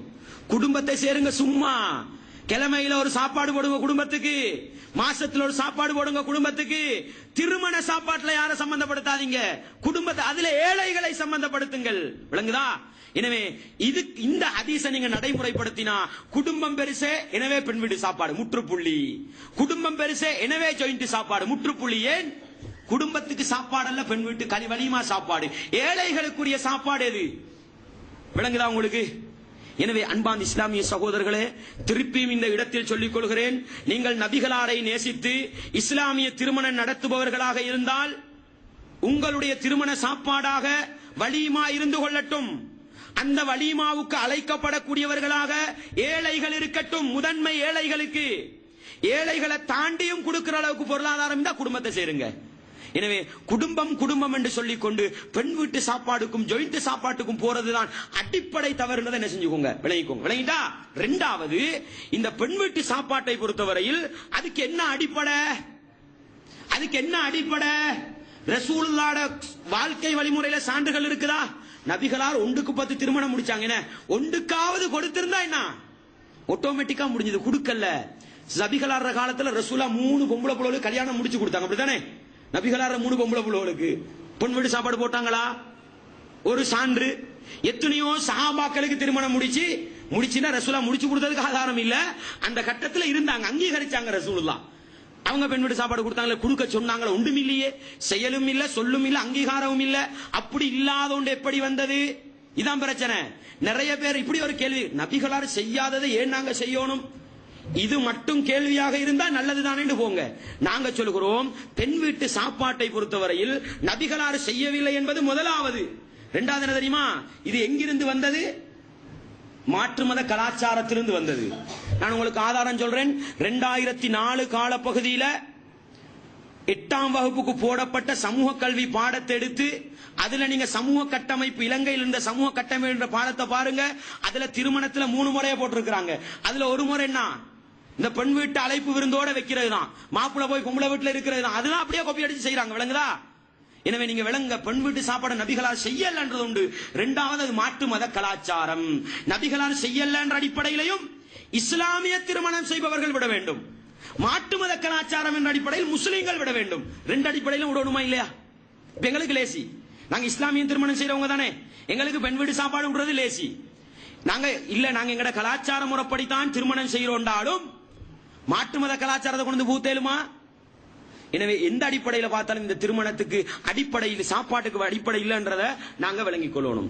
அடுத்தது ஜாயிண்ட் சாப்பாடு. அன்பான இஸ்லாமிய சகோதரர்களே, ஜாயிண்ட் சாப்பாட்டுக்கு நீங்க அடிப்படையை விளங்குங்க. வருவதற்கு காரணம் தற்பெருமை, வருவதற்கு காரணம் கௌரவ பிரச்சனை. ரசூலுல்லாஹ் அப்துர் ரஹ்மான் இப்னு அவுஃப் அவர்களுக்கு சொன்னது என்ன? அவுலி வலவு பிசாத்தின், ஒரு ஆட்டை அறுத்தாவது சாப்பாடு போடு. பணக்கார நபி தோழரு குறைஞ்சத ரசூலுல்லாஹ் சொன்னாங்க. நாங்க என்ன சொல்றோம்? ரசூலுல்லாஹ் இங்க பாருங்க, உங்களுக்கு 10 சான் கொடுக்கலும் ஐக்கும், எங்கட குடும்பம் பெருசி, இன்னும் 10 கொடுங்கன்னு நாங்க எப்படி பைவாஸ் பண்ணலாம்னு கேட்கிறேன் நான். இஸ்லாமிய திருமணத்துல ரசூலுல்லாஹ் வலிமாவுக்கு கொடுக்காத ஒரு பைபோஸ இன்னைக்கு எப்படி மாப்பிள்ளையோட தலையில சுமத்தலாம்? சுமத்தும் பொழுது அவர் சொல்றாரு, என்னால 10 தான் கொடுக்கலும். அப்ப அர்த்தம் என்ன? அப்ப நீங்க இன்னும் 10க்கு தாங்க. விளங்குதா? எனவே இது அடிப்படையில் இல்லாதது. ஒரு வகையில பிச்சை, ஒரு வகையில கௌரவ பிச்சை, ஒரு வகையில பகல் கொள்ள. அல்லாஹ் போதுமானவன். விளங்குதா? எனவே நீங்க முடிவெடுங்க. வலிமா என்பது ஆண்ட பக்கத்தால போடணும். அது உள்ளுக்கிரமான செய்திகள் இருக்கும், நமக்கு தேவையில்லை. விளங்குதா? ஆம்புளையோட பக்கத்தால வலிமா போடட்டும். வலிமான்னு சொல்லி அழைப்பு விடுக்கிறாரா, பிஸ்மில்லாண்டு போய் திண்டுவாங்க. அவங்க பொன் வீட்டு சாப்பாடு போடாலும் ஜொயிண்ட் போட்டாலும் வலிமாண்டு அழைப்பு விடுத்தால் பிஸ்மில்லா சொல்லி ரசூலா சொன்னாங்க, மன் தரக்க தஅவத ஃபக்கத் அஸல்லாஹ தஆலா. யார் வலிமாவுக்கான அழைப்பை விட்டு விடுகிறாரோ அவர் அல்லாஹ்வுக்கு மாறு செய்தவர் ரசூலா சொன்னாங்க. எனவே வலிமாண்டு காடடிச்சு நல்ல புள்ள மாதிரி வலிமாண்டு கொண்டாராரு, பிஸ்மில்லாண்டு தின்னுட்டு வாங்க, பிரச்சனை இல்லை. விளங்குதா? அவர் எங்களை பொன்வெளி சாப்பாடு கொடுத்து ஏமாத்திருந்தா ஜாயிண்ட், அது அல்லாஹ்க்கும் அவருக்கும் சம்பந்தப்படும். எங்களை அழைச்சது எதுக்கு? வலிமாண்டு அழைக்கப்பட்டா போங்க, அல்லாஹ் குற்றம் பிடிக்க மாட்டான். விளங்குதா? ஆனா அவங்க என்ன செஞ்சிருக்கிறாங்க, அரவாசி பொன் வீட்டாட்ட எடுத்திருக்கிறாங்கன்றது என்ன செஞ்சா விளங்கினா அல்லாஹ் பயந்து யோசிங்க. விளங்குதா? ஒரு நசீஹத்து பண்ணுங்க, ஒரு அறிவுரை பண்ணுங்க. விளங்குதா? ஏன் அப்பா எடுத்தீங்க, ஏன் இப்படி ஒரு வேலையை செஞ்சீங்க? அப்போ ஆட்டோமேட்டிக்கா வரும் அவங்களோட குடும்பம் பெருசாம். அல்லாஹ்வுக்காக கொடுத்ததா சாப்பாடு, குடும்பத்துக்காக கொடுத்தது. திருமணத்துல குடும்பம் சம்பந்தப்படையலாம். ஏழைக்காக கொடுத்தன்னு இருந்தா என்ன, சும்மா சதக்காவா போயிரும். எனவே இன்றைக்கு கொடுக்கிறதே பெருமை, குடும்பம் பெருசின்னு காட்டணும். ஏண்ட மகளோட கல்யாணத்தை சும்மா செய்யலுமா? இந்த தற்பெருமை தான் எங்க வந்திருக்குது. இஸ்லாத்துல பெரிய ஒரு அனாச்சார மோசடிக்கு காரணமாக இருக்குதுன்றத ஈமானிய உறவுகள், அல்லாஹ்வுடைய தூதரை நேசிக்கக்கூடிய சகோதர தெளிவாக விளங்கிக் கொண்டால் இதெல்லாம் விடுறது என்ன பெரிய வேலையாக இருக்காதுன்றதையும் சுருக்கமாக நாங்கள் விளங்கிக் கொள்ள வேண்டும். அன்பான் இஸ்லாமிய சகோதரர்களே, தாய்மார்களே, சகோதரிகளே, அடுத்ததாக திருமணம் முடிஞ்சிட்டது. திருமணம் முடிஞ்சா திருமணத்துல இன்னொரு சப்ஜெக்ட் இருக்கு. நான் கல்யாணத்துக்கு போறேன். இப்ப நம்ம இஸ்லாமிய திருமணத்துக்கு சொல்லிட்டேன். கல்யாணத்துல நீங்க போய் பார்த்தா என்ன நடக்கும்? கல்யாண வீட்டுல ஒரு ஒரு ஒரு சிம்மாசனம் புட்டுவம் 2 வச்சு மாப்பிள்ளையும் பொம்பளையும் உட்கார வச்சிருப்பாங்க. வணங்குதா? மாப்பிள்ளையும் பொம்பளையும் உட்கார வச்சு ஒருத்தர கையில வீடியோவையும் கொடுத்து வச்சிருப்பாங்க. அவர் அழகா யார சொட் பண்ணி எடுக்கிற, யார் எடுக்கிற, பொம்பளையே எடுக்கிற. அட இது ஹராம்ன்றதுக்கு ஃபத்வா சொல்லணுமா? நான் வீடியோ வச்சா நேரா பொம்பளை விளங்கும் தானே. எப்படி அப்போ ஒரு திருமண மஜ்லிஸ வீடியோ எடுக்கலாம், எப்படி போட்டோ எடுக்கலாம்? போட்டோ எடுத்து வச்சு மாப்பிள்ளை பொம்பளை திறந்து கொண்டு அறகுறைய உடுப்போட இருந்த காட்சியை போட்டோ எடுத்து வச்சு எதுக்கு? எங்கட வீட்டுக்கு இன்னொரு மருமகன் வருவாரே, வந்த எங்கட மூத்த மகள கல்யாணத்தை காட்டணும். அடே இது இஸ்லாமா? நான் கேட்கிறேன்.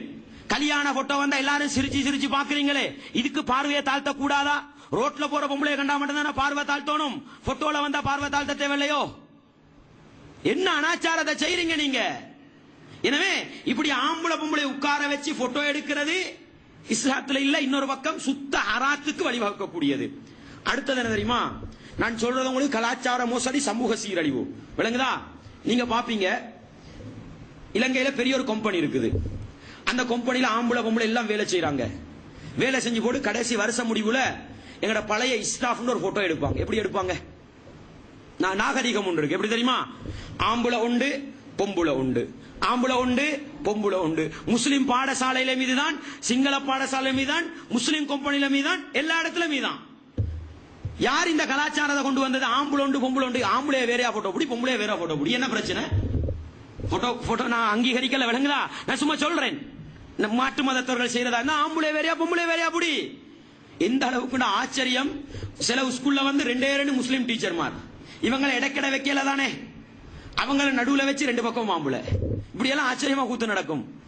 இது நீங்க அங்க பார்க்க தேவையில்ல. அங்கிருந்து பெற்ற பாடம், மாற்று மதத்தவர்களிடத்தில் படித்த பாடம் எங்களுடைய திருமண மேடையில் நடக்கும். எப்படி தெரியுமா? ஆச்சரியமா நடக்கும். ரசூலுல்லாஹ் சொன்னாங்க, ஹம்புண்டா மவுத்துண்டாங்க. யாரு? ஒரு ஆம்புல பொம்பளையோட தனிச்சிருக்க கூடாண்டாங்க. சாபி பெண்மணிகள் கேட்டாங்க, அல்லாஹ் ஹம்புவை பத்தி என்ன சொல்றீங்க? ஹம்புண்டா யார் தெரியுமா? மாப்புளைக்கு பொஞ்சாதிட சகோதரிகள், பொம்புளைக்கு மாப்புளையிட சகோதரர்கள். ஹம்பு சாவுண்டாங்க ரசூலுல்லாஹ். திருமண மேடையில் ஆச்சரியமான ஒரு விஷயம் என்ன தெரியுமா? நீங்க போய் பாருங்க. நம்ம ஜாஹிலியா காலத்துல கூடிய திருமண யோசனை இன்றைக்கு நடக்குது. நம்ம போறது இல்ல அதுக்கெல்லாம். என்ன? மாப்புளை பொம்பளை உட்கார்ந்து இருப்பாங்க.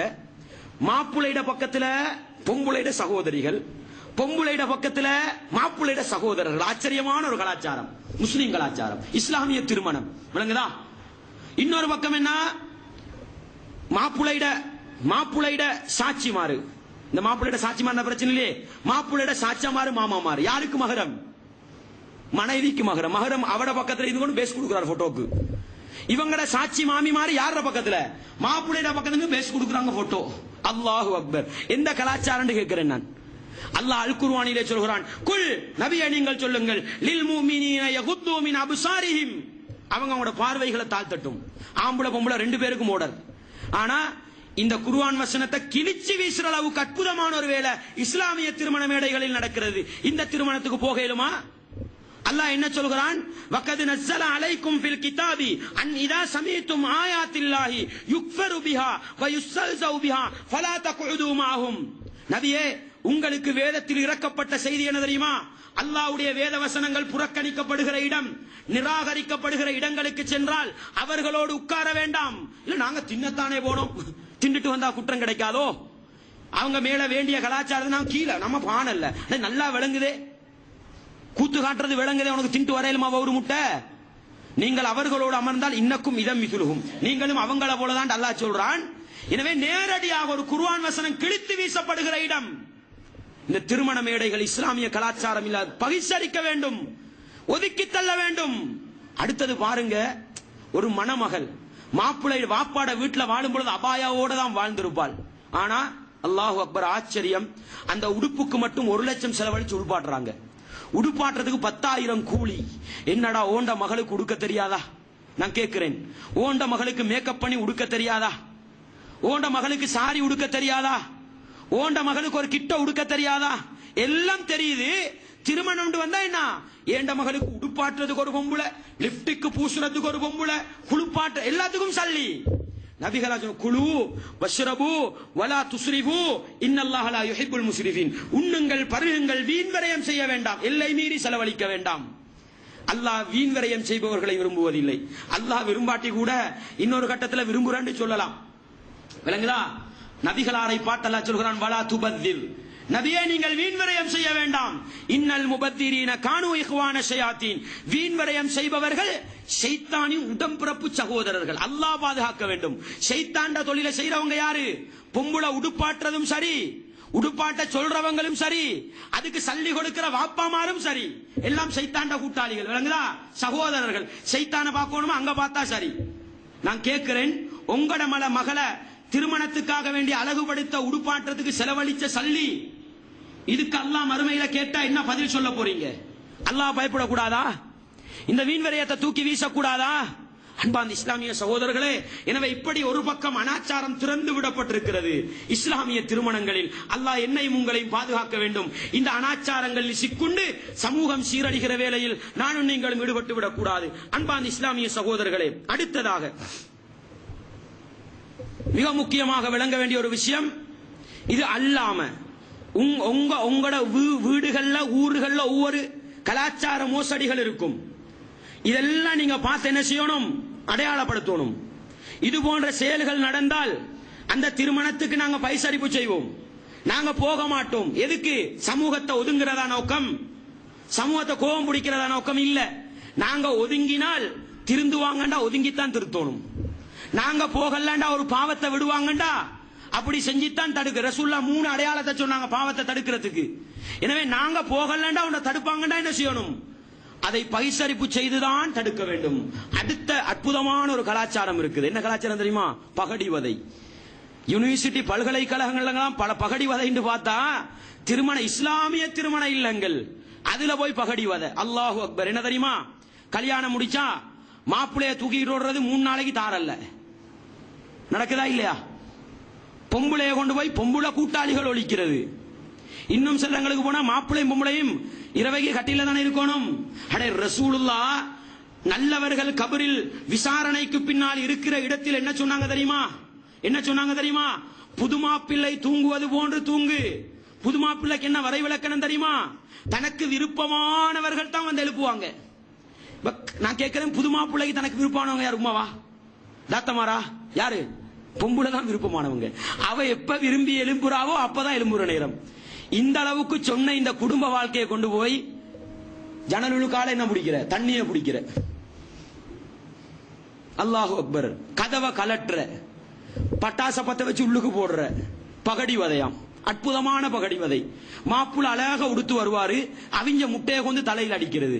நான் கேட்கிறேன், யார கலாச்சாரம் அப்பா? கேட்டா சொல்லுவீங்க தோழமைக்கு செஞ்சோம், இறக்கத்துக்கு செஞ்சோம்.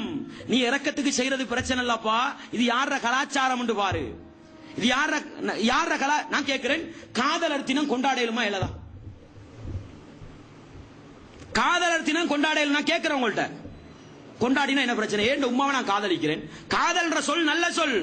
ஏண்ட பிள்ளைய நான் காதலிக்கிறேன், எனவே காதலர் தினம் கொண்டாடுறேன் இப்படின்னு சொன்னா ஏண்ட கண்ணத்துக்கு ஓங்கி ஆரம்பிங்களா பல்ல ஊத்துல போறதுக்கு? ஏன்? அடிப்படையை பாரப்பா. காதலர் தினம் வந்த அடிப்படையை பார். எவனோ எவளுக்கோ செத்தத்துக்காக வேண்டி காதலர் தினம் வந்தது, இதை போய் உன் உமாக்கும் உண்ட பிள்ளைகிட்ட அறைவீங்க, அப்படித்தானே? அடிப்படையை பார். நீ இப்போ உண்ட நண்பனோடு இருக்கிற இறக்கத்துக்கு முட்டாடிக்கலாம்.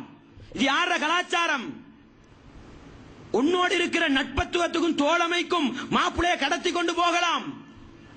இது யார கலாச்சாரம்? அடிப்படையை பார். இன்றைக்கு நீ செய்யறத பார்க்காதே. எனவே அன்பார்ந்த இஸ்லாமிய சகோதரர்களே, இதுவெல்லாம் எந்த அளவுக்கு சகோதரர்களே ஒரு முஸ்லீம் கிராமத்தில் நடக்குது. கல்யாணம் முடிச்சதோட மாப்பிளையும் பொம்பளையும் ஒரு கரத்தையில் ஏத்துறாங்க. பொம்பளைய நைட்டியோட உடுப்பாட்டி வச்சு ரபான் அடிச்சு முஸ்லீம் ஊரை சுத்துறாங்க. மாற்று மத சகோதரர்கள் கேட்கிறாங்க, உங்களோட கலாச்சாரம் அற்புதமான கலாச்சாரம் என எப்படி? அல்லாஹு அக்பர். இஸ்லாத்தை இஸ்லாத்தின் பேரால் சீரழிக்க கூடாது.